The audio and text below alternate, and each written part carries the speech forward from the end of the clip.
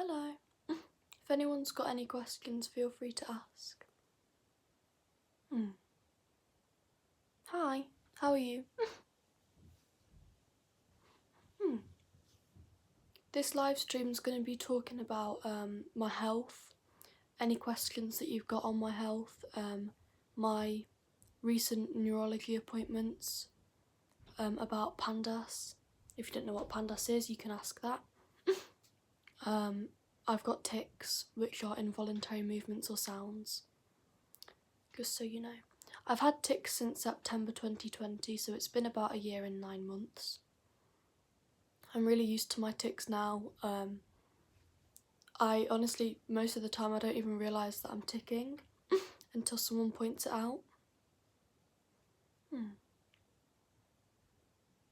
PANDAS is, so it stands for Paediatric Acute Onset Neuropsychiatric Syndrome associated with strep. That sounds super complicated. Basically, you get a strep infection and your body creates something called antibodies. Antibodies are trying to fight off the infection. But with PANDAS, instead of the antibodies fighting the infection, it fights the brain. This makes the brain inflamed and it causes loads of symptoms. Some PANDAS symptoms are tics, OCD, eating disorder type behaviour, urinary frequency, hallucinations, seizures, paralysis. It can cause so many different things, all because of one infection. PANS is really similar to PANDAS, but instead of it being caused by a strep infection, it's just caused by any infection. Yeah, that's the same with me. My tics were quite minor and then suddenly they flared up and got really bad over the space of about a week. Before that, they weren't noticeable at all.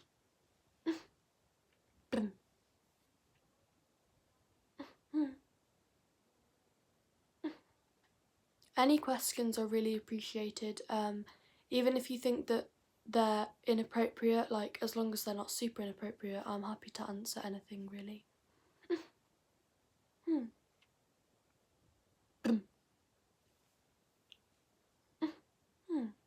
I'm really tired. I'm going to a show called We Will Rock You later on today. Quite excited about that.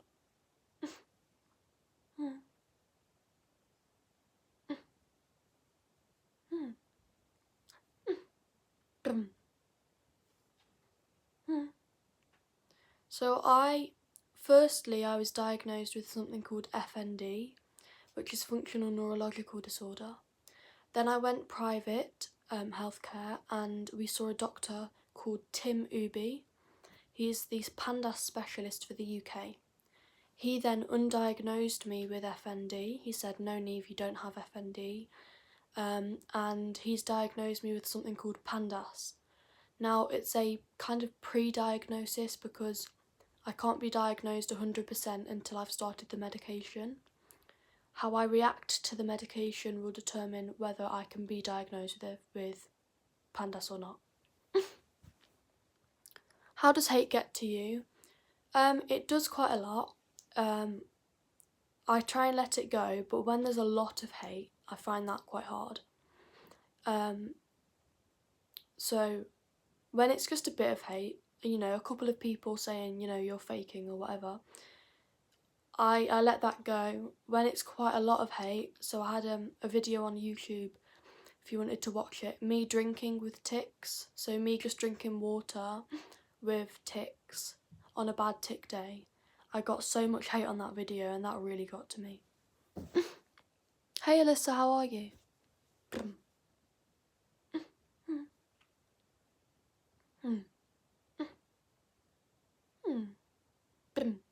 There's lots of tics that people can't actually see, so sometimes it doesn't look like I'm ticking, but people can't see the mental tics, which are in your head. People can't see the abdominal tics, so my abs, my stomach will tense all day from tics, and no one can see that, so they just assume that I'm not ticking.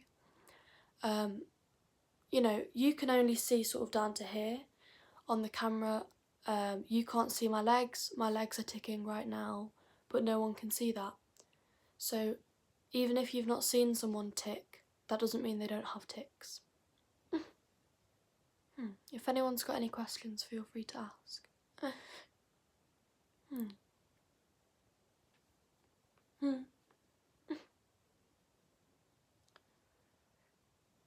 Yeah, I try and think about it like that, that haters are jealous, don't listen to them, but it's hard when a lot of people are hating on you. It makes you kind of believe what they're saying. I'm like, am I faking it? And then I'm like, no, of course I'm not. You know, you second guess yourself when people hate on you.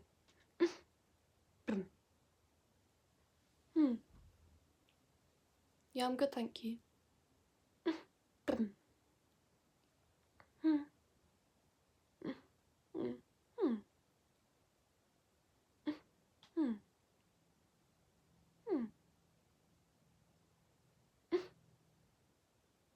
Hello. If anyone's got any questions, feel free to ask. Even if they might sound silly, it won't sound silly, I'll answer them.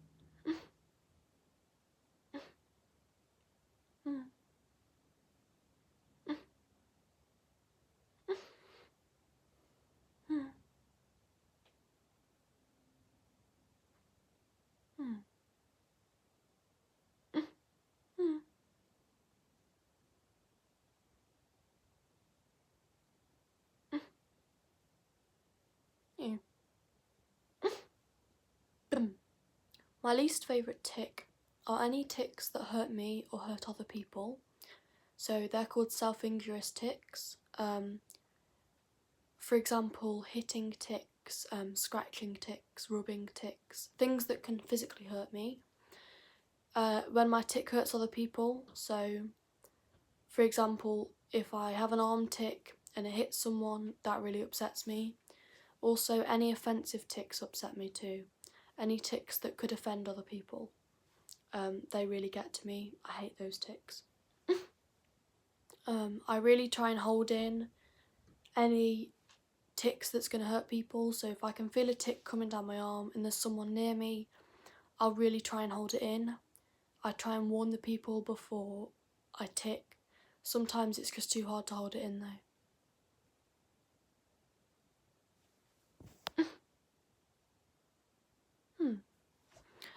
I don't know if COVID can cause tics. I mean, pandas. It can't cause pandas, but it could cause pans. So pandas is a streptococcal infection, whereas pans can be any infection. So I assume that COVID could cause pans. Silly question, do you have a favourite tic? Not silly at all. Yeah, I do. Probably the funny, witty comments. So, you know, when someone says something and then my tic replies really fast with something really witty. I'm not a naturally witty person, so when my tics say something funny, it really does shock everyone. Also, any Harry Potter related tics. When I'm watching Harry Potter, I do end up copying some of the things that I see on there, and I do end up with Harry Potter based tics, which I really quite like.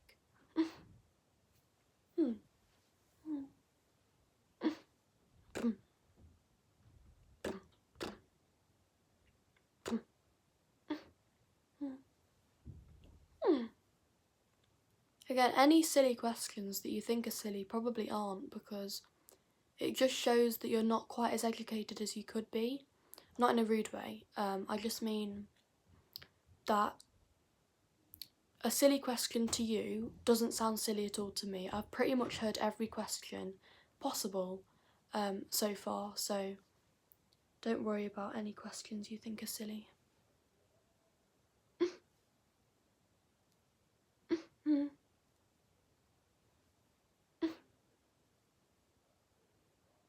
So most people with Tourette's tend to calm down when you get older. So Tourette's is a neurological condition. So if you've got Tourette's for life. However, the tics themselves usually calm down during adulthood. So Although you've still got Tourette's, you've still got the gene for Tourette's, you might still have a few tics.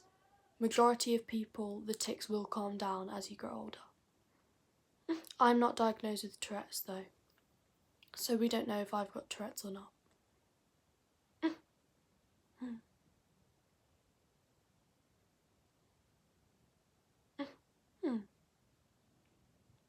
Thank you for the questions, guys. Keep asking them.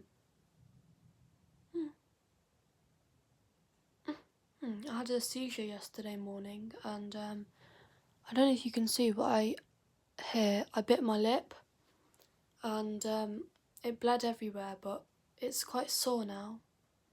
Do you tic in your sleep? Obviously I'm asleep, so I can't tell you firsthand, but I had a sleepover with my friend Cece, who also has tics, and she said that I have little twitches in my sleep. Like, little twitches, neck jerks, little blinky movements with my eyes, and whistle tics. But everyone with tics is different. Some people will tic quite a lot in their sleep, and some people won't tic at all in their sleep. Both are completely valid. It doesn't mean that one's faking it and one's not. It's just everyone's different.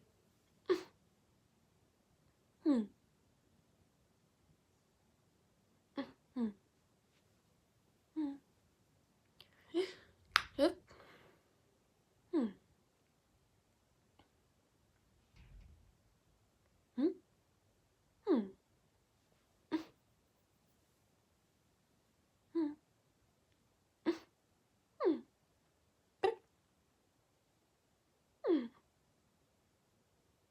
Hey.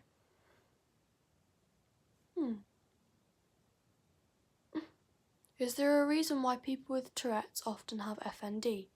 So Tourette's is a neurological condition, and it has things called comorbidities. So comorbidity means something that comes alongside something else. So for example, you have Tourette's. A comorbidity of Tourette's is FND. So having Tourette's makes you more susceptible, if you like, to having FND as well. Some other comorbidities of Tourette's are ADHD, OCD, anxiety and depression, and a few other things. What if you have a dream about ticking? If you have a dream, is your character... What about if you have a dream? Is your character ticking in the dream? I don't know, really. I can't remember many of my dreams. So I don't know if I tick in my dreams or not. You don't tick too much in our group sleepovers, but a little bit when you first went to sleep and then it calmed down. Yeah, I think when I'm kind of in my... You know, when you're in your... You just go into sleep, but you're not completely asleep yet. You're in like that middle phase of like half awake, half asleep. I think that's when I tick a lot more. I don't think I tick a lot when I'm in a deep sleep.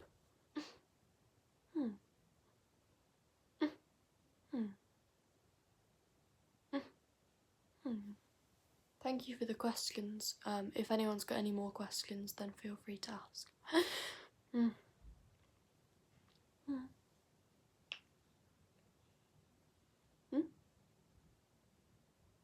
I'm gonna have to go in a minute because Mum is cooking my lunch. But any last minute questions, fire away.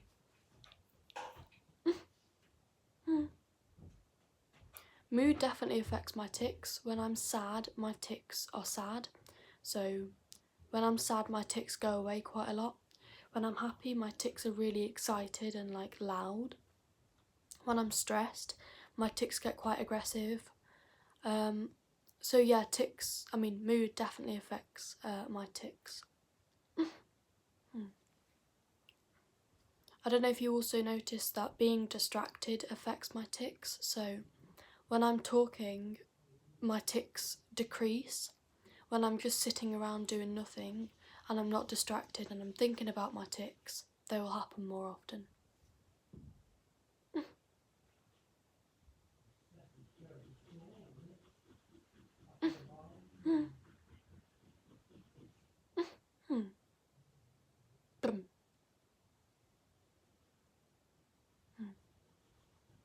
any last minute questions, feel free to ask, because I'm going to go in a second.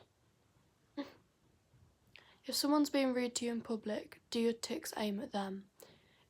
It's actually happened a couple of times where I have seen someone staring at me and then my tics will go, stop staring, or, something like that, or look at them funny. Obviously I then apologise and say I've got tics, and then they usually stop staring after that, so yeah, it depends. Do people affect your tics? Different people affect your tics. Yeah, so if I'm comfortable around someone, then I won't tic as much.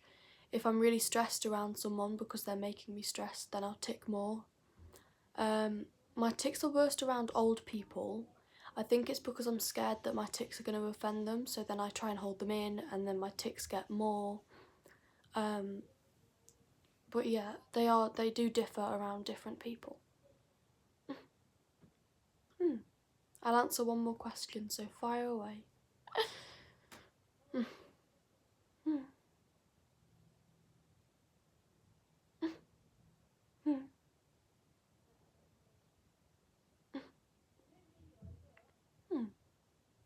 Will you be able to drive with your tics?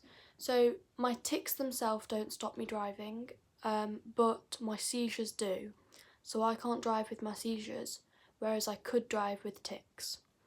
If your tics are too bad, then obviously I would suggest not driving. That could be really dangerous, but I'd say listen to your body. If you think you can drive, then give it a go. If you think that it will be too much of a risk to yourself and others, then don't. Okay, thank you so much for joining. It means a lot. I'll hopefully go live again later because I've got a lot of, no, what am I trying to say? Sorry, my mind is boggled right now. I've got a week off school, so I will be going live quite a lot. Thank you for joining. Thank you for all your questions. It means a lot. Bye-bye.